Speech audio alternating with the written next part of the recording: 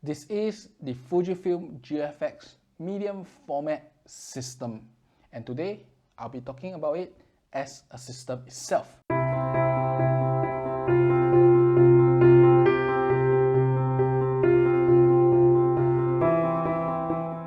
Hello everyone, I'm Richard from ZP Productions, and before we start, I'd like to thank Fujifilm Singapore for loaning me some of the lenses here. About 1/3 of the equipment you see on the table is not mine, because I'm a portrait photographer and some of these lenses don't fit the way I should. So I have to thank Fujifilm Singapore for loaning me and having it experience. If not, I would have never get to touch them. Now, getting that out of the way, what you see here is the Fujifilm GFX system. I would say a system because it is almost complete here. The only two things that are not here is the GFX 50S, which I own it for some time. Hopefully I can get a photo and show you here. And the 100-200 f5.6. Now, the 100-200 f5.6 is something that I don't really look forward to using. Firstly, the f5.6 is really slow for me. And secondly, I got the 110 and 250. So both of them overlaps too much with the 100-200 that I have not much interest in it at all. If not, this is almost the complete system of the GFX Fujifilm medium format system that you can get in the market today. So a short introduction on the various lenses. This is the 120mm GF lens macro F4 IS lens. In fact, it came out very early and is the few IS lens you can get in the GFX range. So for the 50R, 50S, it is fantastic. It is F4, but just note it is a macro, not a true macro, a 0.5 macro. And it does get its job done. Now, I'm not a macro shooter, so I didn't buy this lens. This is on loan, so I don't have any image to show you. The next lens you have here is the GF250mm F4 IS lens, and this is the most expensive GF lens on this table here. This thing cost nearly 5,000 Sing dollars when it first came out, or about 3,200, 3,300 USD. It is really very costly for 250 F4. If you look at full frame terms, this is a 200mm F2.8 equivalent, and you can probably get it at a much lower price. But take a look at this image here. One of the images, I did a review on this before. There is a link up here. But in this image, you can see how good the image quality is. 1:1 pixel or even 200%. I think this lens can show you. Fantastic optical quality, no CA in any way. Really worth your money if you can afford it, because the only other lenses that probably have the same performance are the 200mm F2s, which weigh a lot and cost even more. So if you don't want a 200mm F2, this guy is probably the next best lens in that range. Then you can see here is the 32-64. I call this the workhorse lens. This is the equivalent of like a 28 to 52mm lens for full frame. It is purely for working purposes. This is F4 lens. So the weakness is F4, and F4 does make focusing a bit slow, a bit dark. But if not, the image quality at F4 is fantastic. Take a look at one of these images here. Zoom in to 100%, still perfectly sharp. And people have compared it before, and I myself experienced it. I think there is no zoom of the standard range that can beat it today, except maybe the 2870 F2, which costs even more than this lens. Stop down to F2, stop down to F2.8 and probably it beats this lens. But that lens costs so much more than this. The next lens that you have here is the 50 f3.5 attached to the GFX 50R body. Now, this is the rangefinder body, and with this lens, it is one of the smallest setup you can ever get in the market. The only thing smaller than this for a medium format camera is the X1D with, I believe, the 45mm F2.8, or is it F4? F4? Or is it F2.8? Not too sure. Yeah, but that setup is lighter and smaller than this. Now, first I talk about the lens. The 50mm F3.5 is a very new lens. Just came out recently. It has an LM motor, so it does focus really quick. I didn't buy it because firstly I'm not in the street, and 50mm is like 40mm, F3.5 is like F2.8, and I'm not really interested in that lens in any way. I'll probably try it out, use it, give a short review, but I don't expect myself purchasing it. Even though this is the cheapest GFX lens you can ever get, and people have done review on it, it is really sharp. So exception that you probably need a lens many times its price to beat it in terms of image quality. And behind here is of course the GFX 50R. This is the rangefinder camera, as I said, one of the smallest medium format camera you can get. It is like a big block. I use it for a shoot. I think it is okay as long as you want a medium format all-in-one, but personally I prefer the GFX 50S than the 50R. Now, if you like the look and you like to open both eyes to shoot, I think this camera is the camera for you, because having an offset eyepiece does allow you to open two eyes, and it gives you a certain advantage because your left eye can concentrate on the real scene, so you can get near real-time feedback on what you are shooting. The next lens I have here is the GF63mm, and the GF63mm I have a review already, so I won't talk too much on it. Phenomenal image quality, second least expensive lens, yeah, like I believe 1.5K today. It is not really cheap for a lens of its type, which is a 50mm F2, but it is really good. Fantastic image quality. Take a look at this image, zoomed 100%, totally sharp. I don't think you can complain about its image quality in any way. Now, the next thing you have here is a GFX 100 with the 45mm lens. I won't talk about the GFX 100. Take a look at my link here. I have a 6 months review, and I think that review covers everything I want to say about the GFX 100. Medium format with modern specifications, that's how I put it. Now, the 45mm is something that I'll do a review on. I've done quite a lot of shoots on it, and I just didn't have the time to go about doing it. 45mm is like something like 36mm or 37mm in full frame turns, and it is a lens that I love a lot, especially for indoor photography. Extremely good quality image all the way to the corner, no CA, no loca. Fantastic lens, I love it. And definitely take a look at one of these images here, zoomed 100%, and really you appreciate its quality all the way to the left, right edge, wherever. Fantastic image quality throughout the entire frame. Now, what I have here is of course the 23 F4. Now, this lens is something I own, but not something I favor. So as you know, I'm a portrait photographer. I rarely do landscape. So this lens is something I purchased then because I thought that I'm going to go travel to Japan and I'll probably want a landscape lens. But surprisingly, I didn't really use it much. And in terms of portrait shoot, I use it for a few times for cosplay stuff where I want this dramatic effect, I take it out. But that being said, the image quality is truly very good.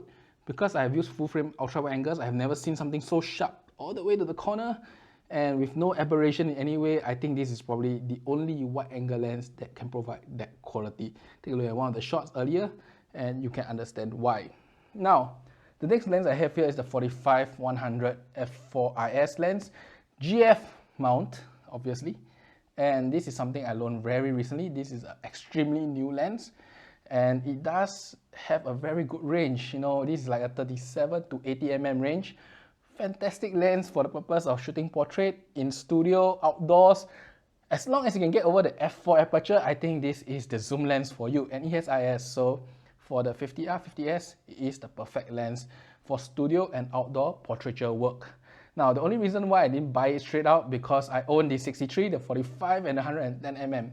Yes, they do have IS, but with the GFX 100 with IS and that one-stop advantage in light, I think they outperform this lens. But that being said, it's all in one and not every day can you change lens, and I think this is probably the lens. I have one shoot with it. Take a look at the image quality and you know what I mean. Fantastic lens itself. And lastly, I'll keep the best for the last. This is the 110mm GF lens. The GF110mm is the 85mm equivalent for the medium format system, GFX medium format system. And it is, if you ask me, the best 85mm lens I ever used. I have used a lot of 85mm lens. As you can see recently, I have a shootout. Take a look at the link. And I can tell you that this performance is phenomenal. Take a look at one of these image, 100% zoom, nothing to complain. Can't even complain anything, wide open. Now, that being said, I have already introduced the entire system. Before I carry on further, spend the next 4 to 5 minutes, look at all these images. I play some nice, interesting music and enjoy the image you see here. Shot with different lenses. I'll put what lens shot what below and really can tell fantastic image quality all around.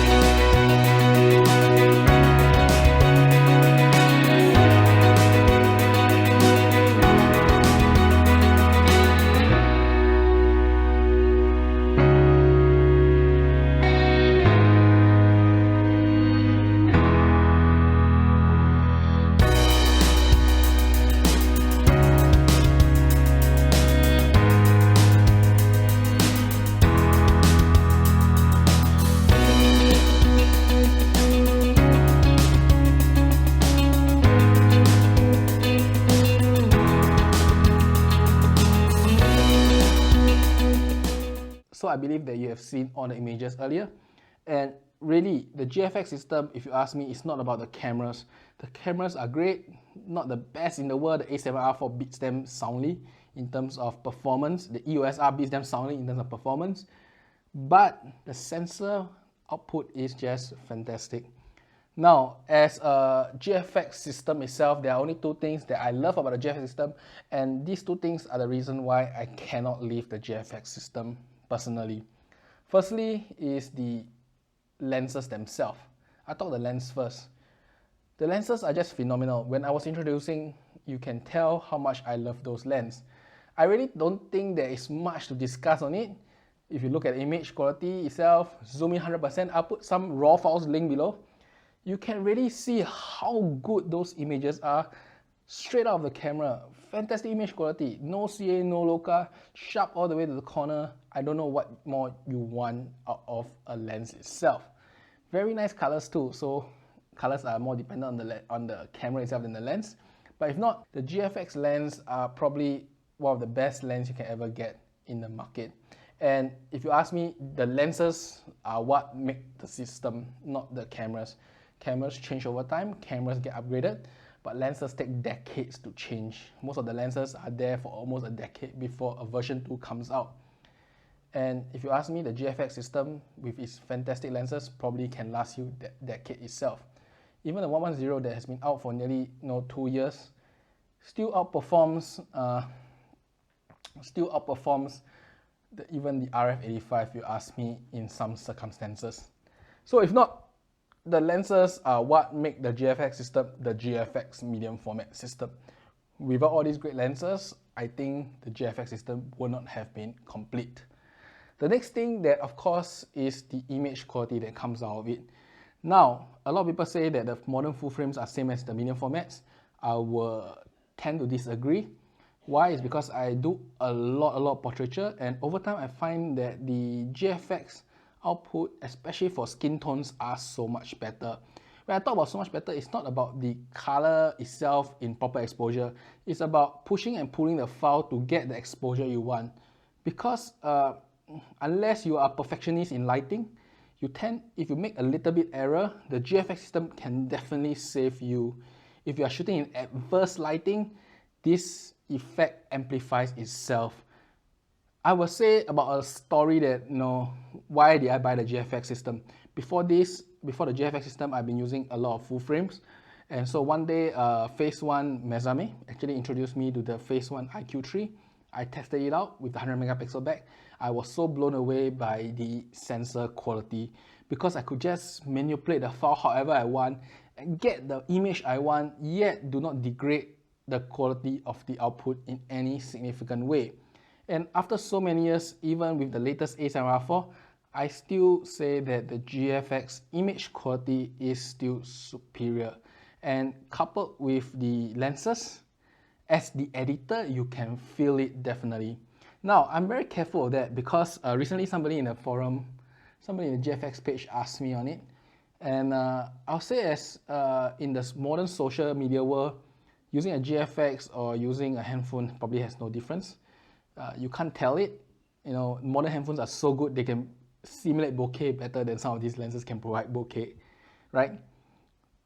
So on social media, you really can't tell a difference. And even when you print, unless you're going to print beyond A0, the resolution probably can't make a difference. And in fact, if you ask me, the A7R4 has so much resolution. As long as you take a decent lens, stop it down a little bit, you probably can't tell it at a pixel level, is it better or not than maybe the 50R, which is only a 50 megapixel. The only thing that you can feel from this file is when you do post-processing. And in the modern world, modern digital world for photography, 50% is in the shot, 50% is in post-processing. Neither one is more important than the other today. And really, when you touch the files, I can say there's a sample below. Try it out, edit it, and you can really feel how flexible and how good those files are. And this is something I would say as it is still superior on a medium format versus full frame. Try yourself and experience yourself because I can't really explain why. As editor, you definitely can feel it. As the viewer, probably not so much. That leads on to two things that I think the GFX system has a lot of problem. And that is firstly the price. It is really expensive. Nothing here is cheap. The cheapest is also the 50mm F3.5, which is 500 USD or 750 Sing. That is not really cheap. For a 40mm 2.8 equivalent, you probably can get it at half price in a full frame system. The next cheapest lens is this lens, which is 1000 USD. Definitely not cheap for a 50mm F2 equivalent lens. So all in all, it's just expensive. Everything is expensive. This lens, this 250mm, is probably the most expensive 200mm F2.8 lens you can ever get. It's even more costly than the 70 to 200 RF. If I buy this versus buy the RF, if I buy the RF, I could have almost 1,000 Sing dollars of change left to do something else. So the GFX system is just expensive, plainly expensive. Now, expensive when you compare it to full frame, but affordable when you compare it to medium format, because the next system that can provide similar or slightly better image quality is probably the Hasselblad or the Phase 1 IQ system, and those guys cost 2 to 3 times more. In fact, that one, just the body alone, costs 40k USD. So definitely, you know, it is affordable for medium format, but very expensive for a consumer system. Now, other than price, the next thing that always bugged me till today is autofocus. It's something I can overcome over time, because you just need to do a bit of prediction to guess where you want the person to be, and you can take a shot. But if not, the GFX system is not a competent autofocus machine. If the subject is static, if you've seen my review before, if the subject is static, the GFX system is perfectly fine. It is extremely accurate, it is extremely sharp. But if the subject moves, right, the GFX 100 can handle it. If it's slow movement, like say a stroll, a forward walk, I think the GFX 100, no problems. But the GFX 50 R and S cannot handle it in any way.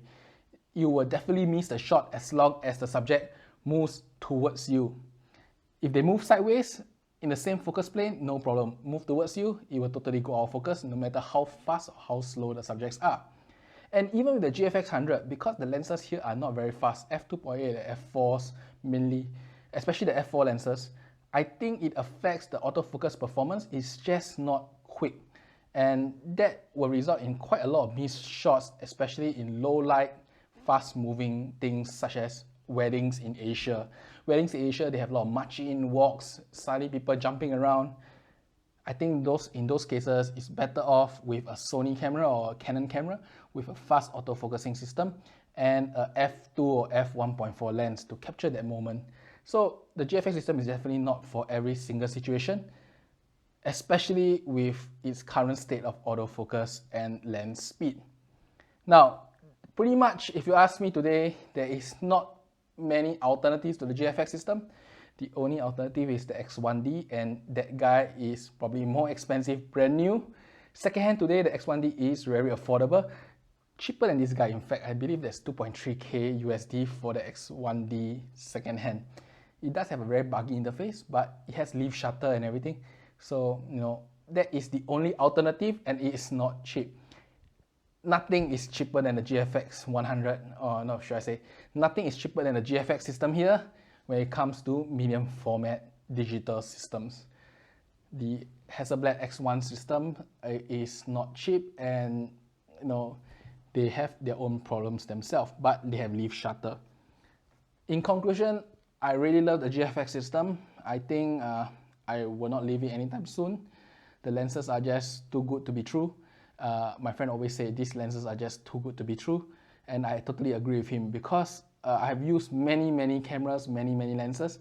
I have this review channel, I have touched Panasonic, Canon, no, nothing satisfies me like the GFX output, the GFX image quality. And that pretty much is my conclusion of this system. I do hope you enjoy this video. My next review will probably be the A7R4. That is a fantastic camera, phenomenal system. And if you are a general consumer who needs high megapixel, or you are a professional working that needs high megapixel in most situations, the A7R4 will deliver better than the GFX system. But if you're shooting portraiture, or you're shooting still life, or you're shooting landscape, definitely look at the GFX system, because I think even till today, the 50R probably has just a slight image quality advantage over the A7R4. if you were to use a GFX lens and shooting non-moving objects, such as a model just posing for you, I think the 50R probably can outperform it slightly better, especially the quality of the lenses. I hope you enjoyed this video, and do like and subscribe. See you next time. Bye bye.